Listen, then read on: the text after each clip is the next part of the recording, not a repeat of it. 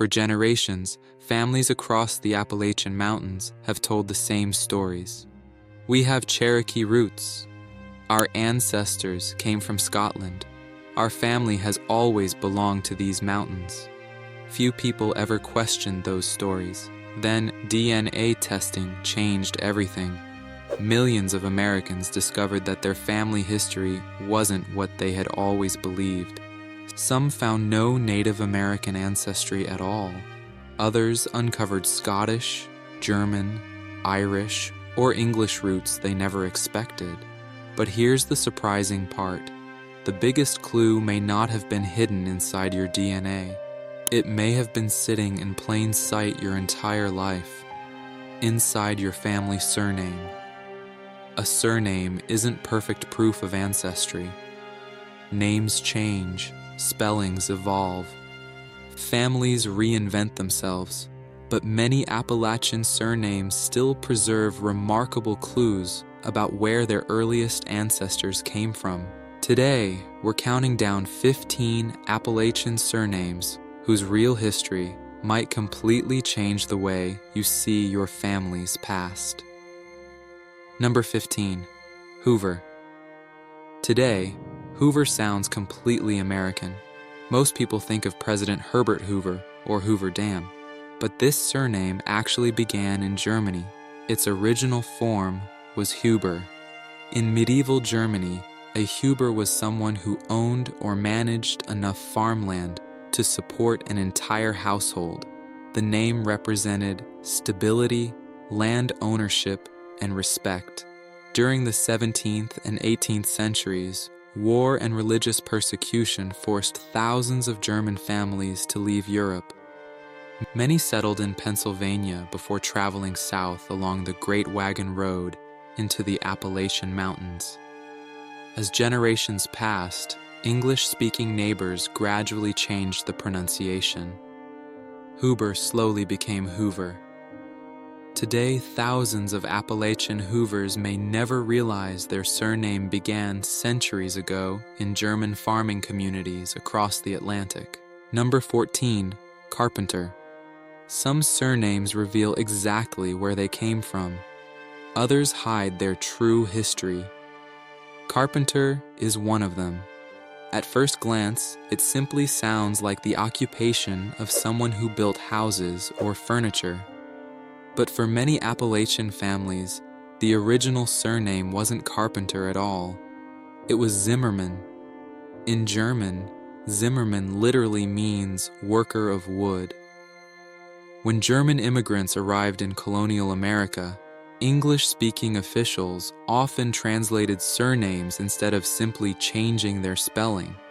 Zimmermann became Carpenter, Schmidt became Smith, Schneider sometimes became Taylor. Within just a few generations, many descendants forgot their German language, traditions, and heritage. Yet their surname still preserves the story of where their family truly began.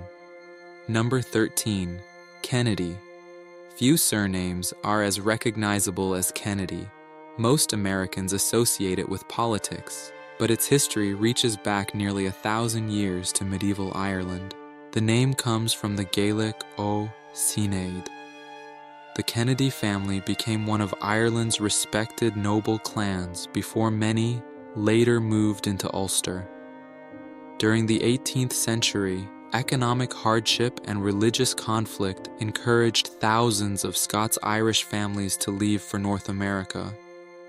Like many frontier settlers, Kennedy families followed the mountain valleys into Virginia, Kentucky, Tennessee, and the Carolinas. Today, many people carrying the Kennedy surname may unknowingly share a connection with medieval Irish nobility, whose history stretches back almost a millennium. Number 12, Bowman. At first glance, Bowman seems unmistakably English. It immediately brings to mind medieval archers carrying longbows into battle.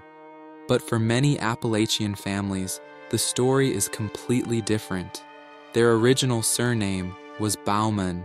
In German, Bowman referred to a farmer or a man who worked the land, not an archer. When German immigrants settled in Pennsylvania, English-speaking clerks recorded names the way they sounded. Over time, Bowman became Bowman. Within a generation, the original pronunciation disappeared. The language faded. Only the new surname remained. Today, many Bowman families believe their ancestors were English. But old immigration records often tell a very different story. Number 11. Campbell. Few surnames appear across Appalachia more often than Campbell. Behind the name stands one of Scotland's greatest Highland clans. The surname comes from the Gaelic Campbell, commonly translated as crooked mouth. Centuries ago, the Campbell clan became one of the most powerful families in Western Scotland.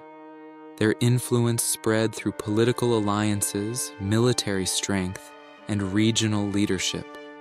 Later, many Campbell families settled in Ulster before joining the Great Scots-Irish migration to America. Like countless frontier settlers, they found a new home among the valleys and mountains of Appalachia. Today, the Campbell surname carries nearly 1,000 years of Scottish Highland history, long before it ever appeared in America. Number 10. Bell. At first glance, Bell seems like one of the simplest surnames imaginable. Most people picture church bells or metalworkers. But along the old Anglo-Scottish border, the name meant something very different. For centuries, this frontier was one of Britain's most dangerous regions. Government authority was weak. Family loyalty meant everything. Here lived the legendary Border Reivers, powerful riding clans known for cattle raids, fierce rivalries, and unwavering loyalty to their own families. Among them were the Bells. To outsiders, they were often called outlaws. To their own people, they were survivors. When England and Scotland united under one crown in 1603, the government cracked down on the Border Reivers. Many Bell families were forced to relocate, first to Ulster and later to America. Eventually, they settled throughout Appalachia, where the rugged frontier demanded the same resilience their ancestors had relied on for generations. Today, the Bell surname carries the legacy of one of Britain's toughest frontier families. Number 9. Nixon. Today, the surname Nixon is recognized around the world. But centuries before politics made it famous, it belonged to families living on the violent Anglo-Scottish border. The name simply means son of Nicholas. Its history, however, is anything but ordinary. Like the Bells, many Nixon families were part of the Border Reiver culture. In this world, your surname wasn't just your identity. It was your protection. If conflict erupted, your family, not the government, came to your defense. After the Crown ended the Reiver era, many Nixon families moved into Ulster before eventually crossing the Atlantic. Following the Great Wagon Road, they settled throughout Virginia, Kentucky, Tennessee, and the Appalachian Mountains. Today, the Nixon surname quietly preserves the memory of families who survived one of Britain's harshest frontiers. Number 8. Bunch. Not every Appalachian surname leads back to Europe. Some lead into one of America's greatest genealogical mysteries. The surname Bunch is closely connected with the mysterious Melungeon communities. For generations, these mountain families puzzled outsiders. Some believed they were Portuguese. Others claimed Native American ancestry. Many family stories were passed down without clear evidence. Modern DNA research revealed a far more complex picture. Many Melungeon families inherited a blend of European, African, and, in some cases, Native American ancestry. Rather than belonging to one mysterious civilization, these communities developed through generations of families, from different backgrounds living together in isolated mountain regions. The Bunch surname appears again and again throughout these early settlements. It reminds us that Appalachian history is often far more diverse than family legends suggest. Number 7. Goins. Few Appalachian surnames have been studied more closely than Goins. Historical records trace many Goins families back to John Gowan, one of the earliest documented Africans living in colonial Virginia. Over generations, his descendants married into families from different backgrounds. As time passed, memories changed. Some descendants believed they were Portuguese. Others believed they had Native American roots. Modern DNA research told a different story. Many Goins family lines showed generations of mixed European and African ancestry, while other branches reveal additional ancestral influences through later marriages. The Goins surname appears throughout court records, land grants, tax rolls, and church documents across Appalachia. It stands as a reminder that family history is rarely as simple as old stories suggest. Number 6. Mullins. Few Appalachian surnames carry as much folklore as Mullins. Most historians trace the name back to Ireland, where it originated from the Gaelic O Maoline. Like many Irish families, the Mullins eventually settled throughout Appalachia. But the name became famous for another reason. It appears repeatedly among families connected to the mysterious Melungeon communities. Perhaps the best-known member was Mahala Mullins, a legendary woman from Tennessee whose story became part of Appalachian folklore. According to local tradition, she became so large that law officers trying to arrest her couldn't remove her from her cabin. Whether every detail is true or not, her story has survived for generations. Beyond the legend, historical records place Mullins families alongside many other Melungeon surnames. Modern DNA research points to the same rich mixture of European, African, and, in some family lines, Native American ancestry. Today, the Mullins surname represents endurance, community, and one of the most fascinating chapters in Appalachian history. Number 5. Gibson. Few surnames are more closely connected to Appalachian history than Gibson. Researchers studying the earliest mountain settlements repeatedly encounter Gibson families living alongside Collins, Goins, and Mullins. The surname itself traces back to northern England and southern Scotland, where it originally meant son of Gilbert. Like many Scots-Irish families, the Gibsons first settled in Pennsylvania before moving south into Appalachia. But in eastern Tennessee, the name became deeply associated with the mysterious Melungeon communities. For generations, outsiders guessed their origins. Some believed they were Spanish. Others claimed Portuguese or Native American ancestry. Modern DNA research tells a far more complex story. Many Gibson family lines reflect a blend of European, African, and, in some cases, Native American ancestry. Today, the Gibson surname stands as a reminder that Appalachian history was shaped by far more diverse communities than many people ever imagined. Number 4. Kerr. Now we return to the rugged frontier between England and Scotland.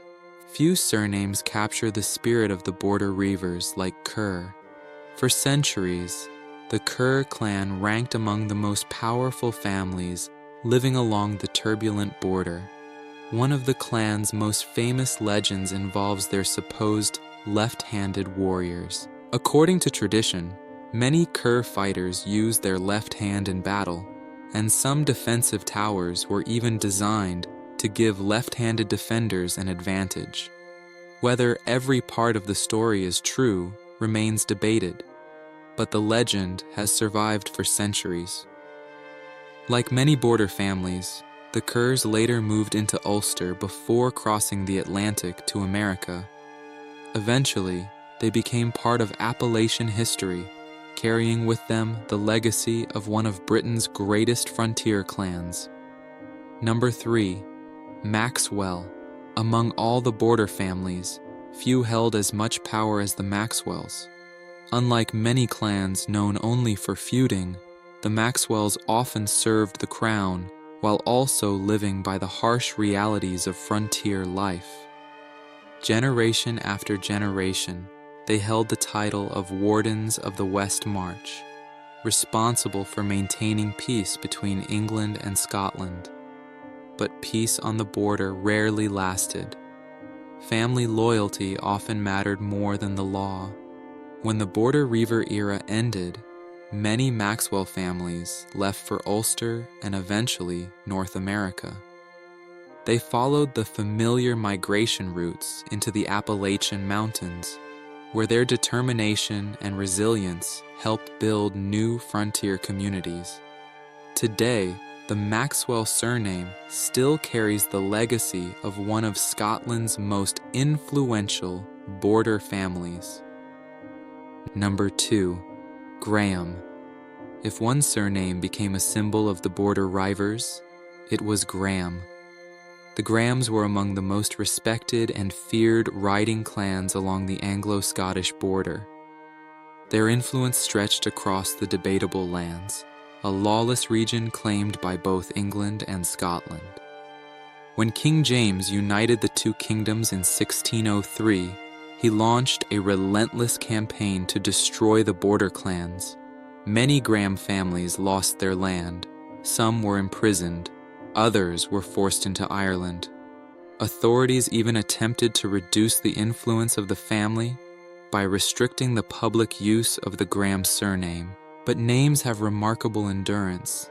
Generations later, Graham families crossed the Atlantic and settled throughout Appalachia. Today, every Graham surname represents another surviving chapter of a family history that kings once tried to erase. Number 1, Armstrong, and finally, the surname that has become almost synonymous with the Border Reivers, Armstrong. For centuries, the Armstrong clan dominated the wild frontier of Liddesdale. According to tradition, the name originated with a warrior celebrated for extraordinary strength in battle. Whether legend or history, the Armstrongs became one of the most powerful clans on the Anglo-Scottish border. Among their greatest leaders was Johnny Armstrong of Gilnockie, remembered for his wealth, influence, and military reputation. Believing he would receive a royal pardon, Johnny agreed to meet King James V of Scotland. Instead, he and many of his followers were arrested and executed. The event shocked the border country and marked the beginning of the Crown's campaign to destroy the Reivers forever. Over time, Armstrong families scattered across Scotland and Ireland before joining the great Scots-Irish migration to America. Many eventually settled throughout the Appalachian Mountains, no longer defending stone towers, but building cabins, clearing forests, and creating the frontier communities that shaped Appalachian history. Today, Armstrong remains one of the strongest surviving links to the legendary Border Reivers, a name that has endured for nearly 6 centuries. Did you recognize any of these surnames? Maybe one belongs to your family, or maybe your family's story is completely different from the one you've always been told. DNA, testing, and historical records continue to reveal incredible journeys hidden for generations. Some families discover Scottish border roots, others uncover German, Irish, or mixed ancestral backgrounds they never expected. One thing is certain, a surname is far more than just a name. It's a living connection to the people, places, and stories that came before you. And perhaps, The greatest history you'll ever uncover is your own.